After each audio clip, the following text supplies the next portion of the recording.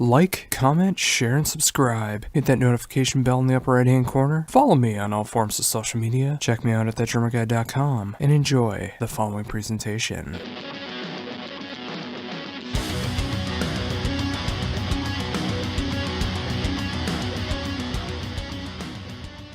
Good evening. Hey, how's it going? Very well. Nice talking to you. It's kind of weird that didn't work with the call. I was like confused already. It's like something glitched with my phone or something. There's literally no caller ID or no voicemail or anything showing, that there was even a call received. So that was really odd. Oh wow. Sorry about that. What happened? You weren't directed to even like a voicemail or something? It just nothing went through? Yeah, it called twice and then it hung up. Like it didn't even show the voicemail. Like it showed like it clicked off. Wow. Yes, that's odd. Okay. Well, now we're on, so that's good. Yeah, I'm glad it's working now, and I'm very thankful for you to be able to take the time to be able to do this interview. Oh, thank you. Likewise. Oh, awesome. Well, I know a few years back we were able to talk right outside the Amsterdam Bar and Hall in St. Paul, Minnesota with your work for the Aristocrats, so it's great to be able to catch up after all this time to be able to talk about the Sea Within. Oh, cool. Yeah, I remember that. That's awesome. Fantastic. How's the weather with you guys there? It's pretty decent right now. It's kind of in the 70-degree weather right now, partially cloudy, but it feels pretty nice right now. Great. Yeah, you guys have brutal winters usually, that's the thing, isn't it? Oh yeah, especially this past winter, and what made it even worse was I moved during that time too, and it was below zero temperature, having to move everything. It was pretty brutal. Wow. Yeah. Oh, man. Oh yeah. But yeah, I mean, it's all things considered, I'm glad that I was able to get through all that, and now being able to talk to you as well, talking about this brand new debut album from the Sea Within, which is just coming out in a couple days. I mean, how does it feel? Oh yeah, that's right, that's true. Yeah. Yeah. How does it feel to be able to have this album out on Friday? Sorry, can you repeat the last thing? How does it feel to what? Oh, how does it feel to already have this album out coming out on Friday? Oh, yeah, no, it's fantastic, because, we've been working on this for a while, and then it has been sitting there for a while, and then we kind of, fine-tune a few things, so it becomes a very personal aspect, and then all of a sudden you don't really realize, what it could do to the people and how, the public will react or something. So for us, it's actually great to see, that there's all of a sudden, already such good response already weeks ahead, with the promo material. And so, yeah, we are excited definitely, to kind of, see what the first reactions will be and how it will be received and, if the word will spread. So it feels good. Oh, awesome. So, possibly the biggest question of all of this is, how did this whole band come together? Yeah, that was a thing that happened. I gotta say, Jonas Reingold, he was like, the one pretty much contacted me, and that already happened about 7 years ago when he contacted me to work on a Flower Kings album with him. And by that time I was touring with the Aristocrats and also with Steven Wilson, so I couldn't make time, and so we postponed the whole idea, and sure enough, last year he called me again and asked, if I wanted to be part of this band, and what people we had in mind, and if I knew someone too, and if we would all kind of write songs together and then go into a studio. And I thought well, yeah, let's see, how it happens, because I'm always careful with the whole chemistry factor. I just think you can just kind of pray for chemistry to fall from the sky just by kind of putting some names together. But he believed in it, and we met in London, and yeah, it was kind of Roine and Jonas pretty much who sort of conducted this whole kind of thing, and go well, let's kind of meet with all these people, and it did work. It was great. We were actually in a house together, literally, working and having fun and going to the studio recording. So, and it magically came together nicely. And, yeah, the rest is history already. So, when this finally did all come together, how did you approach what you did for the band and this album? Well, it was more like a Aristocrats approach, that I used there as well, or that we all used. Because we all wrote songs in our separate homes and then brought them to the table. And then we would go into the studio and work on these songs. And then kind of, work out parts for the song. So that was a little bit different than from the Aristocrats, because with the Sea Within, we would actually literally start messing about, with parts, extend parts, shorten parts, create new parts in the studio. to develop the song further, and so it is truly a band effort, and that was actually great. It was cool to see that we, had our own impact, on the material. Yeah, and that's so great to hear that too. I mean, rather than feeling like you have to just play what someone else wrote, I mean, it really feels like everybody just collaborated together and was able to add their own spin onto these songs. Yeah. It's definitely that, your own voice is welcome at this kind of stage, and there's nobody really, who wanted to do like an ego trip or something like that. That I think, the band is way past that stage, with the individuals being in the band. I think, we really kind of just wanted to, create something beautiful and feature everyone in the best light. Yeah, and that's something I totally noticed without this. I mean, throughout the entire album, it's just like there's a lot of great heavy moments on there. I mean, there's a lot of great, beautiful prog moments that are going on. I mean, it just feels like a great whirlwind of emotions and musicality that's going on. Oh, thank you very much. I'm glad to hear.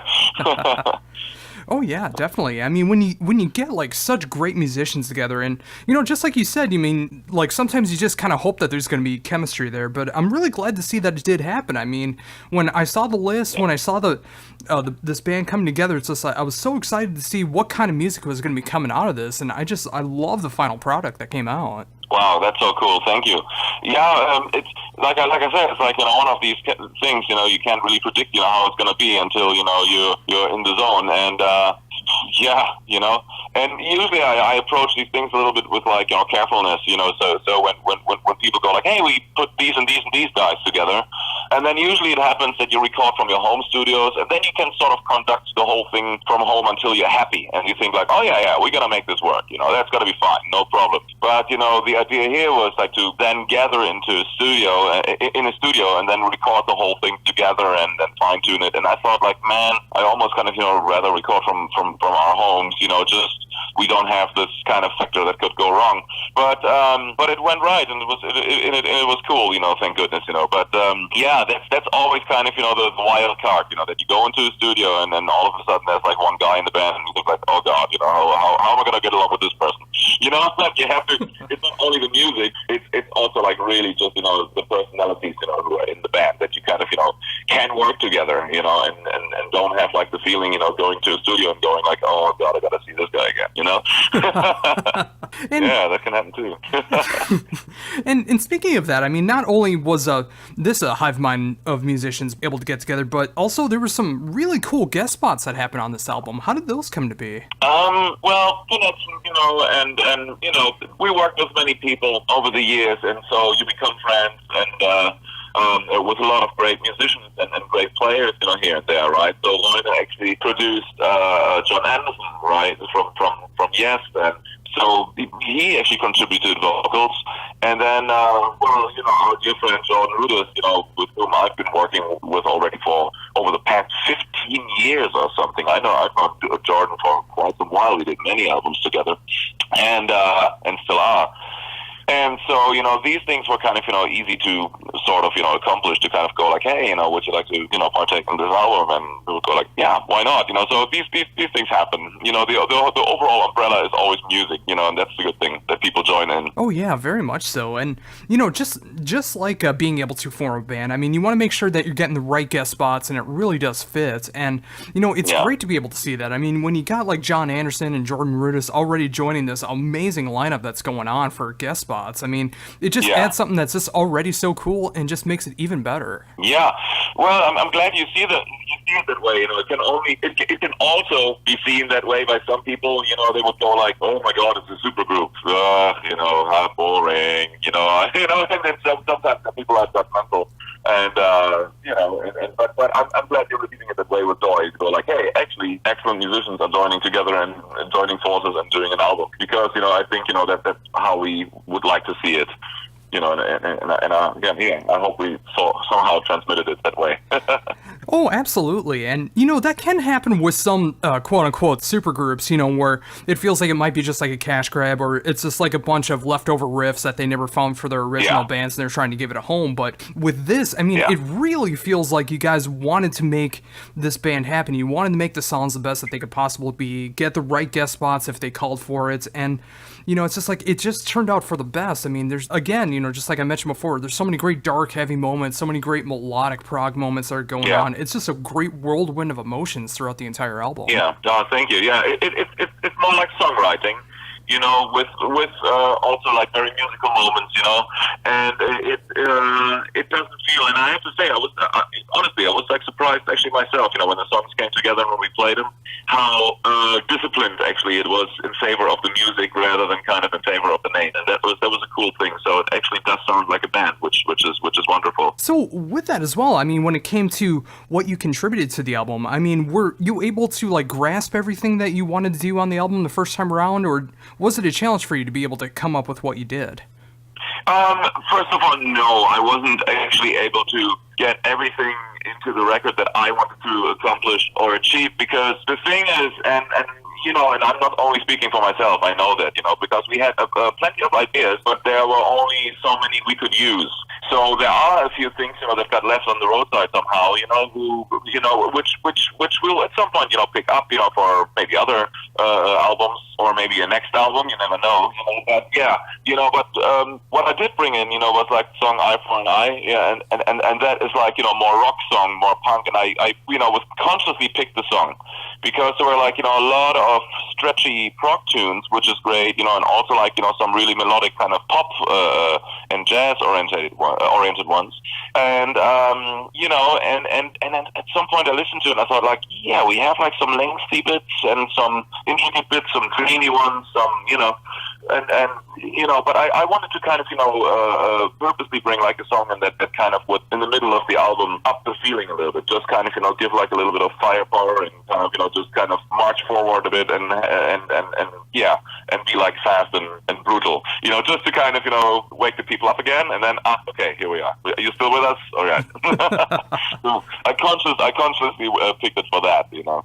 Yeah, and that's what I love so much about your style is you know when to lay back and do the four on the floor style, but you also know how to do those moments of like, hey, making sure that you're still listening to the song and just like do these crazy fills from out of nowhere that fits so perfectly in the song. Thank you. Yeah, but you know, I think, you know, that's in every conversation, things like that should happen, and also on stage, you know, with the Aristocrats, like the same concept, you know, for us. Because if you just stand there and if you take yourself way too serious, you know, then you just stay there, don't communicate with the audience, go like, oh, look how awesome we are, look how awesome we can play. That's boring for the people at some point. You know? We always make sure, you know, to entertain the people, to communicate with them, to have some fun moments, because then we're having fun too, and then the audience is having fun too. I guess, you know, what you know, the energy you give, you know, that's what you receive back from the audience, you know. Yeah, and you know, it's great that you do mention the Aristocrats when talking about that too, because both times that I've been able to see the Aristocrats live, I mean, it's been two of my favorite shows just for the live experience alone. What I can tell how much fun you guys are having on stage, how much you want to interact with the crowd, and just making it a full fun show to be able to go and see. Yeah, and with the Aristocrats, it's like the thing we can with this setting. Okay, here's a good comparison. When I played with Steven Wilson or with Joe Satriani and the Aristocrats, there was like literally a time when we did all three things together. When I had these moments, and I thought like, oh my god, that's crazy. And like, thinking back of it, we tried to juggle all this around, all the schedules and whatnot. But there was like, you know, one beautiful thing to see and to learn from was, or just to observe, was that, you know, we would sometimes with the Aristocrats, Joe or Steven, play the same venues, literally. And now the approach was always different though. So here's the thing. With the Aristocrats, we could stretch out to anything. We can play a club that holds 150 people, but sometimes we could share like, you know, a venue that holds 1,500 people, like a venue that we would exactly play with the other artists as well. Now with Joe and Steven, we would always play venues that go from 500 up or 1,500 and this kind of thing, because there was screens involved, there was like a certain amount of lights involved, like there was a whole show dialed in. And if you see those artists, you know, it makes sense to come with a big show because that's the entertainment part. And everything was dialed into videos sometimes, you know, and all these kind of things, right?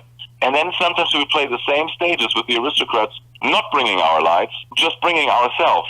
And all of a sudden we're like just this trio, but we can still project, you know, the same energy and we can still entertain the audience. And that was the most beautiful thing to witness, that we can just do this with our music, that we don't need a show. We could play, you know, on the big stage, or we can play in your living room.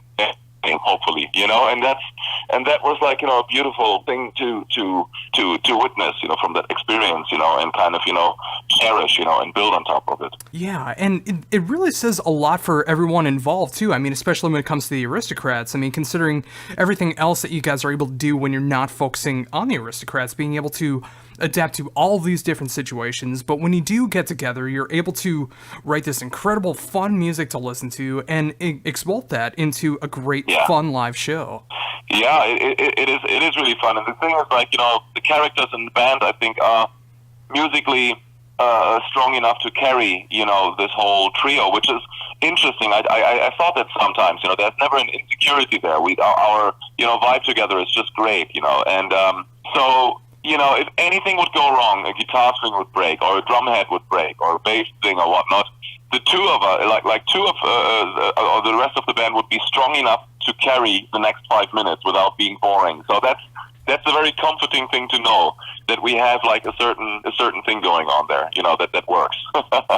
Yeah, absolutely. And, again, it's just like, that's something that I just admire so much. And I just imagine that it comes from all the work that you've been able to do, all the different musicians and bands and guest spots that you've been able to do, is just being able to adapt to those situations. And when you get into that moment, like in the Aristocrats, where, it's like the other two are able to pick up where if something breaks or something snaps or something's like that and you got to fix it up, that, it's just like, you're going to be okay at the end. Yeah, that's actually a good thing to have. But it's also, when you're a trio, it's like very personal, you don't have to concentrate on 5 or 6 people on stage. It's only the 3 of you. It's almost like, it becomes very intimate, and you become also like more like it's like a family setting, almost, so,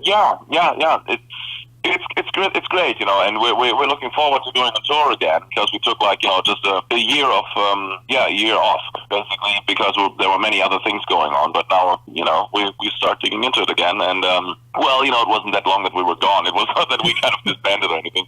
So, but yeah, definitely looking forward to the tour that starts in September. Oh, and it's so great to be able to see you guys back on tour doing this trio again. I mean, it's just like the fact that you are able to adapt to a situation like The Sea Within, to going into something like the Aristocrats, and to all the other endeavors that you're able to do too. I mean, how is that for you personally, being able to adapt to all these different situations and being able to play pretty much everything that you want to play? Oh, well, I don't know, it comes with experience, I guess, and also with the love for music, See, the thing is, when I grew up, I listened to so many various bands, and I like, bands from all sorts of styles, and that's, I think, when you understand this music, when you feel the music, then you automatically, I believe, well, let's put it that way. If you feel the music, then automatically you can understand it, and then you can also play it and know, why this music is out there. And so, to me, it's again a personal and an emotional thing, So if I connect, with something, then I understand it, and then I kind of want to be part of it and join in the conversation. It is not always like that, because. Well, yes, I do play in many, formations and many kind of styles and things like that. But sometimes, especially in the studio world, compared to the live world, this is like, an interesting one. See, for when we go on tour, when we have a band and we go on tour, then I would absolutely want to be behind it, and be like, completely convinced by what we're doing, because then people not only kind of, hear the CD, but they also will see our asses on stage, and that's like, very important, because you got to identify yourself with it. And so, yeah, that's why I get picky. I don't tour with everyone that kind of, puts an offer on the table. It would also be time-wise kind of almost impossible. But so you start to choose. And the other thing in the studio, though, is that one is like a total, playground, which is fantastic because, I have my drum sets here in my studio always mic'd up, one downstairs, one upstairs, different rooms. And mostly I record downstairs in a bigger room. You can do like, fabulous things, with the sound, and I'm doing very, very good, playing on this drum kit. And it's and I have it all mic'd up, ready to go, so people can send me files, and then I record files here, and then I send them out. And that's, 99% of the albums you hear me on are actually done here from my home. And so that's a very comfortable thing. And then I can accept like all sorts of, music. And sometimes I don't even see the people. I don't even know how they look like, and they send me stuff, right? And I send, and And then you get like, productions literally within 1 week, one thing that sounds like some industrial rock from Germany at the same, and 2 days later, even 1 day later, you get like, some salsa music or some Latin American thing from San Salvador, which I literally got. It was like both at the same time pretty much. And you kind of jump forth and back and go like, wow, that's actually amazing, that you get this variety, Film music, some easy pop rock songs, some ultra complex death metal tunes, or, some straightforward metal. I'm getting all of this, and I love it. And the thing is, and then sometimes it's hard. I hardly refuse anything, to be very honest, but because usually, which I'm very thankful for, people already know what they want to book me for, so they come with a certain mission and they don't want to send something bad. They want to send something developed, which I'm really happy about, because it would be terrible if you kind of, get someone and go like, oh, you know what, I want to hire this and this musician, and then they send you some stuff in which is terrible or like just very untight or something, because then you would have to have the heart to go like, hey, you know what, I hate to say this, but this is not really my thing, and fortunately that didn't happen yet, but that it can happen, you know what I mean, where you get a production and you think like, really? Yeah. And speaking of that, I mean, when you finally get to be at home and you get to write your own material, how much are you inspired by like all the work that you get to do outside of your solo work? Oh, you mean from how do I write my solo music and what inspires me to write my solo albums? Well, yeah, I mean, like, it's just like, say The Sea Within, for example. I mean, would there be anything that would ever be inspired that would go into your solo work or any of the other stuff that you do? Well, no, vice versa. The thing is, what happens here is, okay, when I write all the time anyway. So I think I have like 26 solo albums out or something like that, like a ridiculous amount. So I constantly write, and here's the funny bit: every band makes the song sound different. And usually I play all the instruments at my home and on my albums. You'll hear me play pretty much everything. But the song for The Sea Within right now, Eye for an Eye for an Eye, that was actually intended to be one of my solo albums. Oh, really? And yeah, that was actually a solo piece, but I couldn't get anywhere with it. I always thought, nah, it's not good enough. I thought like there's like something missing, and I don't want to mess about with it anymore because I'm kind of I'm pretty quick with these kind of things, and if a song for me doesn't work, then I just leave it on the shelf for a while, or kind of put it in the vault and see what happens. And that was one of the songs. And all of a sudden, when The Sea Within actually came along, and we were looking for songs and everything, I thought, like, you know what, that tune could be more developed now, because I think this might be the right setting. And there it is. So, I worked on it a little more, inserted like a few other parts, and voila, there it was. So this is sometimes how that works. But inspiration goes vice versa, You kind of, also, sometimes, are in production and go like, oh, yeah, that worked great, let's build on it, and, and let's be inspired. So for me, again, music is the umbrella, I don't really think about, like, what kind of style I write for what band. It's more like, how good is the song? Would this work in the setting? That to me is actually more important. Yeah, and that's just incredible, because I could have sworn that song was written specifically for The Sea Within. I would have guessed that would have been something that you were working on and had in your vault, and when you were trying to think of something to write for The Sea Within, that song came to be. I mean, it just feels so natural on the album. And that's how it should be. Thanks for saying that, but that's really how it should be. And that, also the thing, you want to make it, a part of the whole thing. You want to kind of, make it a band effort, or make it sound like a band effort. But yeah, that song was actually pretty mapped out. Like the things, I think, that's why I think I still have guitars on that song, even on the album. I think those are my guitars. Because, I did overdubs here at home as well and stuff like that, but overall, the whole thing, that jazz part, for example, in the midsection, that was all done in the studio. That came when we played live, and then I thought, like, on the spot of like, hang on, how about this part? Can you do this and can you do that? And then we kind of on the spot did it and created it, and that was beautiful. Just, see, that we can just, be playful with it and keep creating. Yeah, and again, it's just I can't say it enough. I mean, it's just so great to be able to see that chemistry that's going on within the band. I mean, the fact that you were able to take a song like that and make it transformed because of everyone else in the band and just being inspired to be able to make the song a See Within song and just make it feel so natural for the album amongst all the songs that were written by the entire band that was going in there. I mean, it's so great to be able to see that. So, just like with as proficient as you are with as many albums that you've been able to lay down, no matter the instrument, that the inspiration is always there and you can always bring the best of your abilities. Yeah, that's the beauty of it, I think, and also that at least my mission, because that's what I do all my life since I was a child, right? Music was like the thing, it's like being a painter or something, I guess. It's like you creating, and for me it's a beautiful process. It's never work. It's always fun, it's always kind of, it's the greatest feeling for me on earth, creating something, because no money can buy that, that you have to come up with it, Yeah, I couldn't agree more. And when you are a musician, there is no greater feeling than being able to be inspired and, no matter the instrument, just feeling that inspiration, being able to write songs, writing with good people, playing with good people, and just knowing that you've worked all these years being able to master everything that you do, and the fact that you're able to do that and have fun with it at the same time. Yeah. That's a cool thing. Thanks for noticing that. Yeah, you know exactly what it means. So that's important, I think. Oh, absolutely. So you touched on it a little bit ago. Coming up in September, there's going to be some more work going on with the Aristocrats. But now that the See Within's coming out in a couple days, what else do you got going on this year? Well, I'm working on the new solo album again. Surprise. and it's again, Alex Lifeson part of it from Rush. He's playing a few guitars, and Mohini Day is on it as well. A great bass player from India.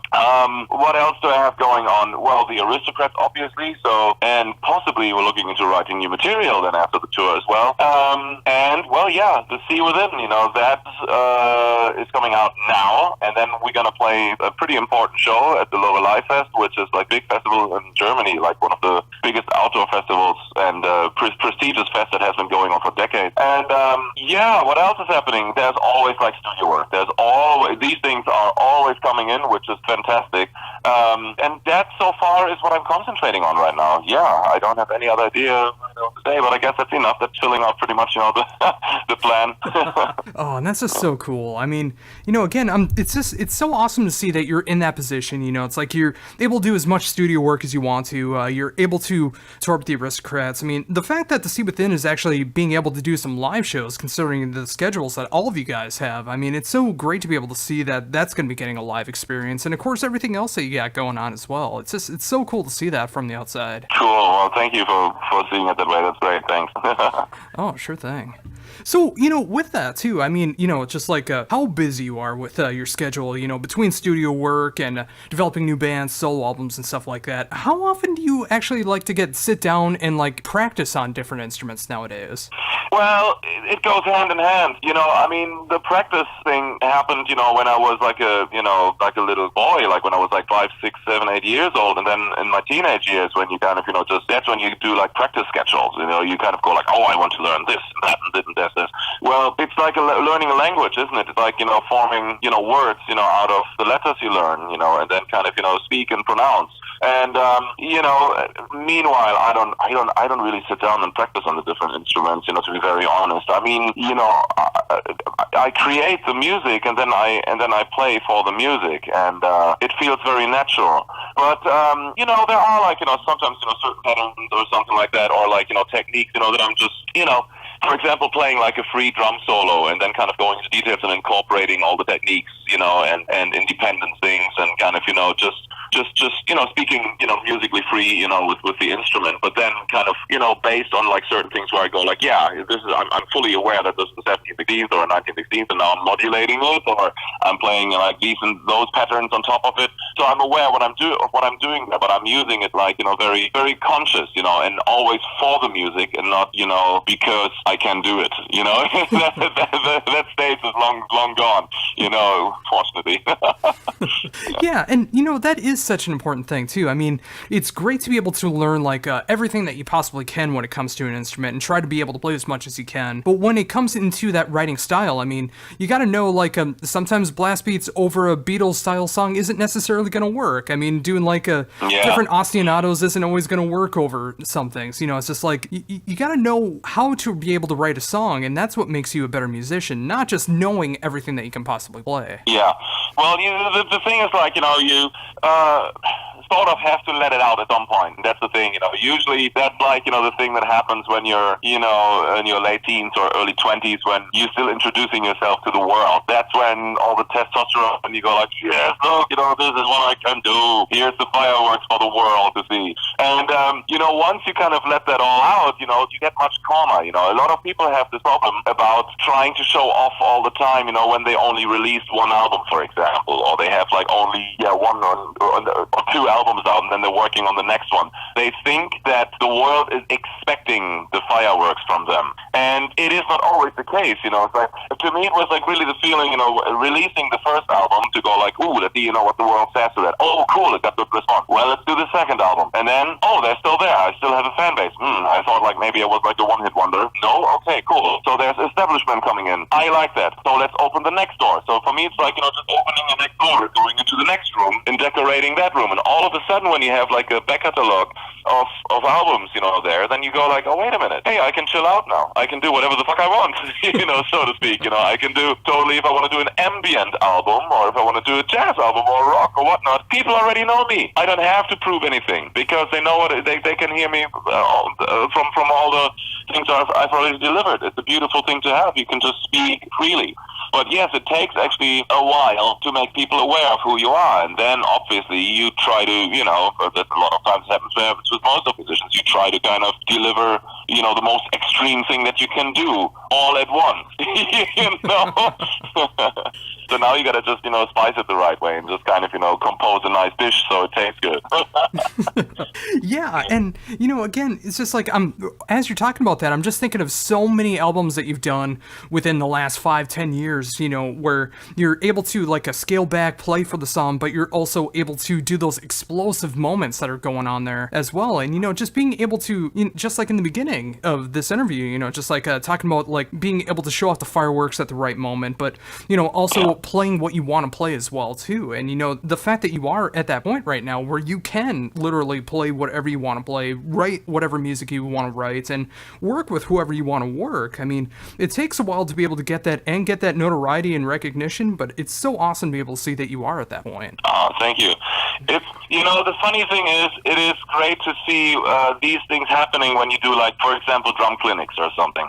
There was like this moment when I started doing some of these, like over 20 years ago. I was playing, with all of these guys, and we did like, these drum camps and whatnot. And there was like, one with Dave Weckl and Steve Smith together, Chet Wackerman, and there was me as being the new guy. And I was doing all this extreme stuff, with like, independence and speed and whatnot, and just like, complexity and all beaters here and there and what. But in my mind, I already, was about creating, just like, beautiful songs and just, wanted to kind of do that. But the drum community needed to know me. So you deliver these kind of things, right? And the coolest part now is, well, back then, when I had my classes, I would exactly attract all these people, that would kind of like to learn extreme stuff, or they would come to the class and go like, okay, who are you now? What can you show me? And then you go like, oh God, okay, let's do this and let's do that, do this.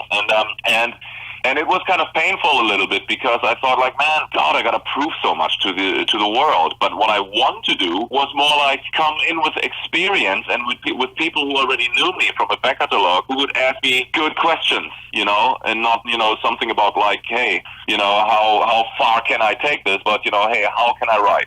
With that, and that's the beauty that happens now. So now I was in Japan and did a drum camp again after years, and all these wonderful people came who already kind of, knew me from my releases, and they were kind of already aware of my back catalog. And so, you walk in with like a different mindset. You walk in like just with joy. You just go like, hi, okay, I don't need to introduce myself, obviously, which is fantastic. So this is what you like to know. This is what I can show you about it. And you can just kind of ease out and can just kind of, play around with either way technique or groove or both, and people will listen. And that's the beauty. So with that, I mean, was that something that you discovered in hindsight, or was there like a specific moment where you realized that you were at that point where you didn't always have to be like showing off the aggression and the extreme things, and you were able to finally be yourself in all forms? Yeah, that happened about like a little over a decade ago, maybe. Because at first, like I said, it was like, showing the drum community or the music community who you are, and then all of a sudden, with multiple releases, all of a sudden there was a turning point where you think like, oh, wait a minute, this is always where I wanted to be, and now it happened. People actually don't compare you anymore. People don't, set like, certain bar where you go like, how far can you take it? Oh my God, he's doing all this extreme stuff. All of a sudden I was a musician. It just, where it's saying like, hey, we like the song, we like this album, fantastic, let's talk about this. It's not like, hey, how can you split 15/16? Those days are long gone, and people have just accepted that, I am able to do it, but it doesn't have to be always, and that's the cool thing. That happened, I would say, about like a decade ago, Yeah, and that is so much my style, too. I mean, I absolutely love the fact that you are able to, like, join up on a tour with, like, Necrophagus, but you're also able to work exclusively with Steven Wilson for a period of time, and being able to do more of the mellow stuff and the proggier moments that go along with that, and then, being able to work with guitar virtuosos the way that you have, and and getting all the way back into the Sea Within, being able to be a part of this collective effort, just the, again, it's like I've mentioned a few times in the interview, but again, it's so cool to be able to see that, it's just like, it's not just Marco Minnemann, extreme drummer, it's Marco Minnemann, musician at this point. Thank you. Yeah, that's, I'm very, very grateful, for you to see that. Oh, absolutely. And with that, I gotta thank you again so much for taking all this time to talk to me about everything that you got going on right now, being able to explore all these different thoughts that you got going on, and of course talking about the debut album from the Sea Within, which is coming out on Friday through Inside Out Music. You got me very excited to see like all the solo work that you got going on, the fact that the Aristocrats is getting back on tour and hopefully writing a new album at some point. I mean, I can't wait to see where the next album for the Aristocrats goes, and it was just great being able to have this really cool conversation with you. Well, likewise, thank you so much, for taking the time, and stay warm in Minneapolis. And right on, man. So hope to see you soon again. Somewhere. Oh yeah, absolutely. I mean, the next time that you hit Minnesota, I mean, no matter what band. Oh, Minnesota. Minnesota, exactly. Oh, I'm actually about 15 minutes away from Minneapolis, so I mean, it both kind of works out. Oh, you are, right? Yeah. Yeah. Oh, well, awesome. Excellent.